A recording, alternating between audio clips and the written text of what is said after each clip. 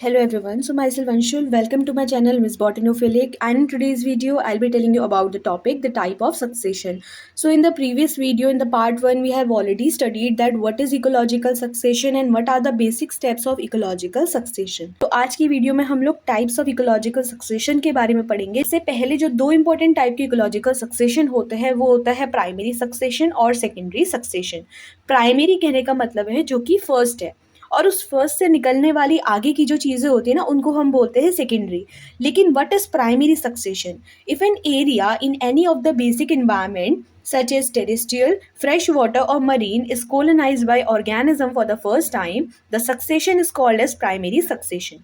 तो एक ऐसी एरिया जहाँ पे इससे पहले कोई भी लाइफ फॉर्म एग्जिस्ट नहीं करती थी और वहाँ पे अगर क्या होता है लाइफ फॉर्म आ जाती है तो उस टाइप के सक्सेशन को हम बोलते हैं प्राइमरी सक्सेशन। कोई भी इन्वायरमेंट है वहाँ इससे पहले कोई भी चीज़ नहीं रहती थी, जैसे आपने डिजर्ट सुना होगा, जो बैरन लैंड्स होते हैं ना वहाँ पे कोई भी लाइफ फॉर्म नहीं होती है। उस टाइप के इनफर्टिलाइज इन्वायरमेंट में अगर आके कोई भी ऑर्गेनिज्म सर्वाइव करता है और वो आगे जाके क्या बनाता है, क्लाइमेक्स कम्युनिटी का फॉर्मेशन करता है, इस टाइप के सक्सेशन को हम प्राइमरी सक्सेशन बोलते हैं। ठीक है, the primary succession begins on a sterile area. Sterile area कहने का मतलब है कि जो कि बंजर जमीन होती है तो वहां पे क्या होता है, प्राइमरी सक्सेशन स्टार्ट होता है। Such as newly exposed rock और sand dunes where the condition of existing may not be favourable initial. ऐसा पर्टिकुलर एरिया जहाँ पे इससे पहले कोई भी लाइफ फॉर्म नहीं थी और वहाँ पे क्या होता है, सडनली एक लाइफ फॉर्म आ जाती है जो कि फाइनली आगे जाते जाते क्या करते हैं, एक पर्टिकुलर कम्युनिटी का फॉर्मेशन करते हैं जिसको हम क्लाइमेक्स कम्युनिटी बोलते हैं।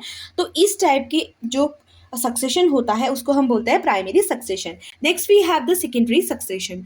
सेकेंडरी सक्सेशन ऐसा सक्सेशन होता है, अगर हम इसको जनरली समझे तो एक ऐसा सक्सेशन जहाँ पे पहले से लाइफ फॉर्म तो थी लेकिन किसी वजह से वो लाइफ फॉर्म क्या हो गई, वो डिस्ट्रॉय हो गई, और डिस्ट्रॉय होने के बाद वहाँ फिर से क्या होती है, वो प्रीवियसली एग्जिस्टेड जो लाइफ फॉर्म का डेब्रिस होता है ना, जो बचा कुचा मैटर होता है, उसी से आगे की लाइफ फॉर्म बननी स्टार्ट होती है।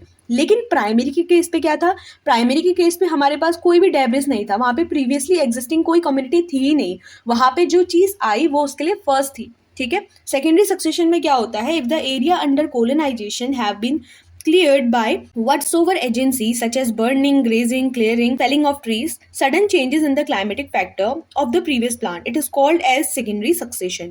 Usually the rate of secondary succession is faster than that of the primary succession because of the better nutrient and other condition in area previously under plant cover. तो देखो secondary succession क्या बोलता है, एक ऐसा area जहाँ पे पहले से कोई कम्युनिटी रहती थी बट किसी एक्सटर्नल कंडीशन की वजह से, चाहे वो एक्सटर्नल हो इंटरनल हो, इसके अकॉर्डिंग भी हम आगे जाके सक्सेशन को डिफाइन करते हैं ऑटोजेनिक या फिर एलोजेनिक के फॉर्म में। तो वो कंडीशंस क्या क्या हो सकती है, जैसे एक फॉरेस्ट था, समर्स के टाइम पे आपने सुना होगा कि फॉरेस्ट फायर एक कॉमन कॉज होता है फॉरेस्ट के डिस्ट्रक्शन के लिए। तो फॉरेस्ट फायर हुआ, फॉरेस्ट फायर के बाद क्या होगा, जो ट्रीज थे, नॉर्मल ट्रीज थे, वहां पे वो जल के क्या हो गई, वो बर्न के फॉर्म में एशेस बन गए। ठीक है, बर्न होने के बाद वो एशेस बने। ये जो एशेस होते हैं इनमें अपने न्यूट्रिएंट कंटेंट होते हैं, ठीक है, कार्बन भी होगा उसमें और बहुत सारे कंपोनेंट्स होते हैं देखने को मिलते हैं। ठीक है, तो ये कंपोनेंट्स क्या होते हैं, ये एक तरीके से धीरे धीरे जब टाइम के साथ साथ ह्यूमस का फॉर्मेशन करता है। ह्यूमस क्या होता है, डायरेक्टली वो ऑर्गन्स जो ऑर्गेनिजम्स होते हैं उनकी ग्रोथ के लिए हेल्प करेगा। तो सेकेंडरी सक्सेशन में हमारे पास पहले से न्यूट्रिएंट प्रेजेंट है क्योंकि वहाँ ऑलरेडी एक कम्युनिटी एग्जिस्ट करती थी जिसकी डेथ हो गई किसी भी वजह से, जो कि यहाँ पे कंडीशंस मेंशन करी है जैसे कि grazing, clearing, felling of trees या कुछ भी कंडीशन है, और उनका जो डेड मैटर होता है ना, जो रिमेनिंग मैटर होता है, वो एक न्यूट्रिएंट की तरह काम करता है कम्युनिटी के लिए। लेकिन यही चीज़ जो थी प्राइमरी सक्सेशन में हमारे पास एब्सेंट थी क्योंकि वहाँ पे जो कम्युनिटी आ रही थी वही हमारे लिए फर्स्ट कम्युनिटी, इससे पहले कोई भी कम्युनिटी वहाँ एग्जिस्ट नहीं करती थी। ठीक है, नेक्स्ट अगर हम एक और चीज़ यहाँ पे ध्यान दें तो जो प्राइमरी सक्सेशन होता है ना, उसके जो पायनियर्स होते हैं, पायनियर्स ऐसे ऑर्गेनिज्म होते हैं जो कि सबसे पहले उस बैरन लैंड पे आते हैं। सेकेंडरी सक्सेशन पे तो हमारे पास ऑलरेडी न्यूट्रिएंट प्रेजेंट है, लेकिन जब हम प्राइमरी सक्सेशन के बारे में बोलते हैं तो वहाँ पे कोई तो ऑर्गेनिज्म होंगे जो सबसे पहले आएंगे, तो उन ऑर्गेनिजम्स को हम लोग लाइकन्स बोलते हैं या फिर मॉसेस बोलते हैं। तो सबसे पहले तो लाइकन्स होते हैं, लाइकन्स को हम पायनियर ऑर्गेनिज्म बोलते हैं। फिर लाइकन्स के बाद क्या आते हैं, हमारे मॉसेस आते हैं, मॉसेस के बाद हर्ब्स आते हैं, श्रब्स आते हैं, फाइनली धीरे धीरे छोटे से छोटे ट्रीज के बाद हमें फॉरेस्ट चाहिए होता है जो कि हमारा क्लाइमेक्स कम्युनिटी है, उसका फॉर्मेशन होता है। नाउ सी ऑटोजेनिक और एलोजेनिक को हम कैसे समझ सकते हैं, इसके बाद से हमें प्राइमरी सेकेंडरी के बाद पढ़ने हैं ऑटोजेनिक, एलोजेनिक। जब हम कभी सोसाइटी में जाते हैं तो कुछ लोग हमसे कहते हैं कि भाई तुम्हारी ये आदत अच्छी नहीं, अपनी ये आदत ठीक करो। तो बाहर के लोगों की वजह से हमने अपनी आदतों को चेंज किया है, तो वो होता है एलोजेनिक। ठीक है, बाहर की वजह से हम अपने को चेंज करते हैं। ऑटोजेनिक मतलब कि हम खुद से रियलाइज करते हैं कि नहीं, हमें ये आदत चेंज करनी है, ठीक है, जिसको हम बोलते हैं कि हमने एक पर्टिकुलर कंडीशन में ये चीज़ सोची कि यार हमारी इस आदत की वजह से इसको बुरा लगता है, उसको बुरा लगता है, तो क्यों ना मैं इसको चेंज करूं। तो वो ऑटोजेनिक होता है, मतलब हमने खुद से रियलाइज किया है। तो व्हाट इज ऑटोजेनिक सक्सेशन?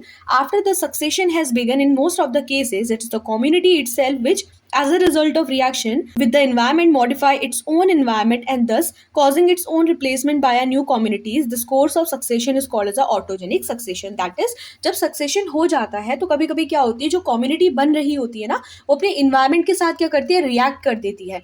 तो उस पर्टिकुलर रिएक्शन की वजह से वो अपने को चेंज कर देती है। जैसे कभी इस न्यूट्रिएंट की कमी हो गई, या फिर हम बोल सकते हैं कि इन्वायरमेंट में जैसे एक प्लांट है, उसको ग्रो करने के लिए ये वाला इन्वायरमेंट चाहिए था और ये वाला इन्वायरमेंट वहाँ अवेलेबल ही नहीं है, तो उस पर्टिकुलर वजह से क्या होता है, वो कोई और कम्युनिटी को राइज कर देगा। या फिर कभी कोई प्लांट है, उसकी रिएक्शन हो जाती है इन्वायरमेंट के साथ। रिएक्शन कहने का मतलब है कि जो कंपेटिबिलिटी होती है ना, वो कंपेटिबिलिटी नहीं बैठ पाती है, तो एक कम्युनिटी जो बनने वाली होती है वो किसी और कम्युनिटी को ही बना देती है खुद से, इन्वायरमेंट की रिएक्शन की वजह से। तो इसको हम ऑटोजेनिक सक्सेशन बोलते हैं। और एलोजेनिक सक्सेशन क्या होता है? In some cases, replacement of one community by another is largely due to the forces other than the effect of communities on the environment. This is called as allogenic succession, and it may occur in a highly disturbed or eroded area or in pond where nutrient and pollutant enters from outside and modify the environment and in turn the communities. ठीक है, तो allogenic में क्या होता है, बाहर से जब कोई फोर्स आता है, लेट सपोज एक अच्छी खासी एरिया थी, फॉरेस्ट था, हमें वहाँ पे क्या करना है, इंडस्ट्री खड़ी करनी है, तो हम क्या करेंगे, फॉरेस्ट को कट करवा देंगे।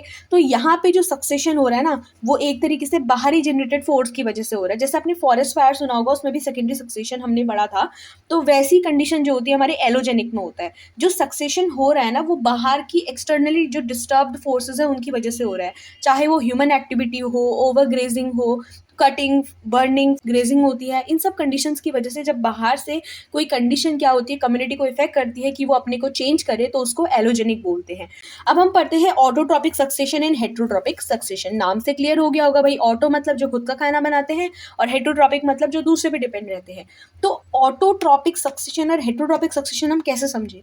ऑटोट्रॉपिक सक्सेशन वो सक्सेशन होता है जब सक्सेशन की जो इनिशियल स्टेजेस होती है ना, प्राइमरी स्टेजेस जिसको हम बोलते हैं, तो उस स्टेजेस में ऑटोट्रॉप्स ज़्यादा अमाउंट पे होते हैं। ऑटोट्रॉप्स मतलब कुछ बैक्टीरियाज होते हैं, कुछ प्लांट्स होते हैं जो कि सनलाइट या फिर केमिकल के प्रेजेंस पे अपना खाना बनाते हैं। तो जब कम्युनिटी के इनिशियल स्टेज पे ग्रीन प्लांट ज़्यादा होते हैं तो उसको हम ऑटोट्रॉपिक सक्सेशन बोलते हैं। और हेटेरोट्रॉपिक मतलब जब जो ऐसे ऑर्गेनिज्म जो कि दूसरों पे डिपेंड रहते हैं, जैसे कार्निवोर होता है, ओमनीवोर होते हैं, कुछ ऐसे बैक्टीरियाज होते हैं जो कि खुद का खाना सिंथेसाइज नहीं कर सकते हैं, तो ऐसे ऑर्गेनिज्म अगर सक्सेशन की पहली वाली स्टेजेस पे ज़्यादा होते हैं तो उसको हम बोलते हैं हेटेरोट्रॉपिक सक्सेशन। तो ऑटोट्रॉपिक की क्या डेफिनेशन हो जाएगी? It is characterized by early and continuous dominance of autotrophic organisms such as green plant. It began in a predominantly inorganic environment and the energy flow is maintained indefinitely. There is a gradual increase in organic matter content supported by the energy flow. अगला हम heterotropic के बारे में कहेंगे। तो it is characterized by the early dominance of heterotropic organisms such as bacteria, actinomycetes, fungi and animals. It began in a medium which is rich in organic matter such as small areas of river, stream. These are polluted heavily with sewage or in small pool receiving leaf litter in large quantity. Heterotrophic succession में हमेशा याद रखना कि organic matter ज़्यादा amount पे होता है, लेकिन ऑटोट्रॉपिक की जब हम बात करते हैं तो वहाँ पे इनऑर्गेनिक जो इन्वायरमेंट होता है ना, वो प्री डोमिनेंट होता है, मतलब सबसे पहले इनिशियल अमाउंट पे इनऑर्गेनिक इन्वायरमेंट ज़्यादा अमाउंट पे देखने को मिलता है। फिर आ जाता है induce succession and retrogressive succession. Activities such as overgrazing, frequent scrapping, shifting cultivation, or industrial pollution may cause deterioration of an ecosystem. Agriculture practices are retrogression of a stable state to a young state by man's deliberate action. तो देखो, induce कहने का मतलब है किसी किसी चीज़ को करवाना, ठीक है। तो इंड्यूस सक्सेशन मतलब एक जगह थी, वहाँ पे सक्सेशन की कोई भी रिक्वायरमेंट नहीं थी, बट ह्यूमंस की हार्मफुल एक्टिविटी की वजह से, चाहे वो शिफ्टिंग कल्टीवेशन हो, इंडस्ट्री का पोल्यूशन हो, कुछ भी हो, इस वजह से, अगर ह्यूमंस की एक्टिविटीज़ की वजह से अगर इन्वायरमेंट में सक्सेशन होता है तो उसको हम इंड्यूस्ड सक्सेशन बोलते हैं। और ये जो इंड्यूस सक्सेशन होता है ये मोस्टली ह्यूमन प्रैक्टिसेस की वजह से ही होता है, जिसको हम एग्रीकल्चर प्रैक्टिसेस भी बोलते हैं। ठीक है, तो इंड्यूस कहने का मतलब है किसी चीज़ को फोर्सफुली करवाना, और ये किस वजह से हो रहा है? ह्यूमन एक्टिविटीज़ की वजह से जनरली हमारा सक्सेशन देखने को मिलता है। Now we have the retrogressive succession. देखो, रेट्रोग्रेसिव वर्ड भी जब भी वर्ड आता है तो उसका मतलब होता है कि जब बैकवर्ड यानी कि पीछे की तरफ कोई कंडीशन चल रही होती है, तो it means a return to simpler and less dense or even impoverished form of community from an advanced or climax community. In most cases the cause are allogenic. Allogenic मतलब मैंने बताया था कि external forces होती हैं हमारी, force from outside the ecosystem become severe and demanding. For example, most of our natural forest standings are degraded into shrubs, savannas or impoverished deserts like stands by the severity of grazing animal brought from the surrounding villages. Excessive removal of wood, leaf and twig litters also lead to retrogressive succession. जैसे आपने कभी अपने ancestors से ये चीज़ सुनी होगी कि यहाँ पे बहुत अच्छा हरा भरा फॉरेस्ट था, वो फॉरेस्ट क्या है, अब रेगिस्तान बन चुका है। क्यों बना भाई? वहाँ पे एक्सेसिव ओवरग्रेजिंग हो गई, डिफॉरेस्टेशन की प्रोसेस चली, है ना। तो रेट्रोग्रेसिव में क्या हुआ, एक अच्छी खासी जो क्लाइमेक्स कम्युनिटी थी ना, वो लो कंडीशन पे क्या हुआ, ऐसी कुछ कंडीशंस क्रिएट हुई जो कि मोस्टली एलोजेनिक होती है, एक्सटर्नली क्रिएटेड होती है। तो उस वजह से क्या हुई, उन्होंने एक नॉर्मल सी जो प्राइमरी स्टेज होती है ना किसी भी सक्सेशन की, उसको बना दिया। तो रेट्रोग्रेसिव मतलब होता है जब बैकवर्ड चलती है कोई चीज़, मतलब क्लाइमैक्स से इनिशियल स्टेज का बनना। ठीक है, कोई भी फॉरेस्ट है अच्छा खासा है, वो फॉरेस्ट रेगिस्तान में कन्वर्ट हो गया ओवरग्रेजिंग की वजह से, किसी भी वजह से, ये रेट्रोग्रेसिव के अंदर आप एक एग्जाम्पल लिख सकते हो। Okay, the last type of ecological succession is the cyclic succession. It is of the local occurrence within a large community. Here, cycle refers to repeated occurrence of certain stages of succession whenever there is an open condition created within a large community. यहाँ पे क्या हो जाता है? What is cyclic succession? Cyclic succession होता क्या है? Cycle कहने का मतलब है कोई भी चीज़ जो कि कंटिन्यूस में चल रही है। अब यहाँ पे साइक्लिक सक्सेशन के केस पे कैसे समझे? अब जैसे इसका मैं आपको एक एग्जांपल समझाती हूँ। हम किसी गेम में जब लेवल खेलते हैं ना, तो हम लोग first level, second level, third level, अब लेट सपोज हम लोग थर्ड में फेल हो गए, तो क्या होता है, कुछ गेम्स ऐसे होते हैं जो कि हमें दोबारा से फर्स्ट लेवल पे पहुंचा देते हैं। तो इस कंडीशन को हम साइक्लिक कंडीशन बोलते हैं। तो कभी कभी सक्सेशन में भी ऐसे ही होता है। तो क्या होता है सक्सेशन के टाइम पे कि कभी कभी जब इकोलॉजिकल सक्सेशन हो रहा होता है, तो जैसे एक इकोलॉजिकल सक्सेशन की 5 प्राइमरी स्टेजेस है। ठीक है, तो मॉसिस था, मॉसिस क्या थे, पहले लाइकन्स आए, लाइकन ने मॉसिस बनाया, मॉसिस के बाद क्या आए हमारे ब्रायोफाइट, टेरिडोफाइट, जो भी बनना है बनते रहेगा। लेट सपोज ब्रायोफाइट्स की कंडीशन मॉसिस हमारे आए वहाँ पे। तो मॉसिस क्या हुए कि इकोलॉजिकल कंडीशन क्या होगी, बहुत ज़्यादा ड्रॉट पड़ गया वहाँ पे, बहुत ज़्यादा ड्राइनेस आ गई इन्वायरमेंट में, तो क्या हो जाएगा भाई, दोबारा से डेथ हो जाएगी उसकी। ठीक है, मॉसेस तो आगे जाके सर्वाइव ही नहीं कर पाएंगे ना, क्योंकि कंडीशन में वाटर ही अवेलेबल नहीं है, कुछ अवेलेबल नहीं, तो वहाँ पे उसकी डेथ होगी। तो दोबारा से क्या हो जाता है, जो सक्सेशन होता है ना, वो फर्स्ट वाली स्टेज पे चले जाता है, जो कि लाइकन्स की ग्रोथ होती है। तो इसको हम साइक्लिक सक्सेशन बोलते हैं। मतलब कि कोई भी इकोलॉजिकल सक्सेशन जो कि चलता रहता है, वो अपने क्लाइमेक्स पे पहुंच ही नहीं पा रहा है, वो क्लाइमेक्स स्टेज आने से पहले ही रुक जाता है और दोबारा से वो फर्स्ट वाली स्टेज पे चले जाता है। तो इसको हम बोलते हैं साइक्लिक सक्सेशन। ओके, तो यही सब आता है टाइप ऑफ सक्सेशन के बीच में। अगर आपका एग्जाम में टाइप ऑफ सक्सेशन आता है तो आप वहाँ पे क्या क्या एक्सप्लेन कर सकते हो कि ecological succession mostly different different types के होते हैं, primary succession, secondary succession, allogenic, autogenic, ये 4 सबसे इंपॉर्टेंट है। ठीक है, रेट्रोग्रेसिव होता है, इंड्यूस्ड होता है, साइक्लिक होता है। तो ये सब क्या होता है, these are called as a type of ecological succession. For the example of ecosystem, you have to explain about the hydroserie, xeroserie, lithoserie, haloserie. They are different example, but I'll be only covering the hydroserie part. ठीक है, that is the succession in water, जिसको आप pond ecosystem में जो होता है succession बोल सकते हो।